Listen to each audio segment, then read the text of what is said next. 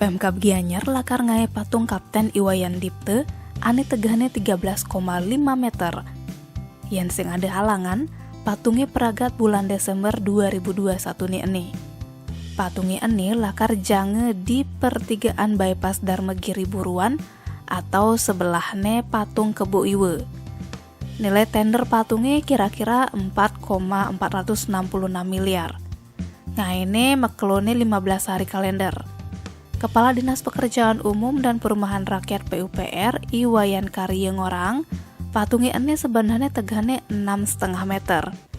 Yen pedestal 7 meter. Makane total tegahnya 13,5 meter. Patungnya lakar garape teken Inyoman Sudarwe. Sudarwe nyelasang iya sube ngarap kerangka patung. Yen sube kerangkane peragat, langsung lakar lanjutange ke pengecoran.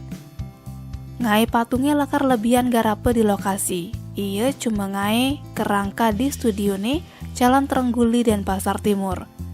Bupati Gianyar Made Mahayastre maan ngorang, patung Kapten Iwayan Dipte gaene ulian ada aspirasi uli veteran di Gianyar. Buhine uli zamane Bupati Co Aceh sube ada usulan. Cuma mare di zamane Mahayastre mare seken garape.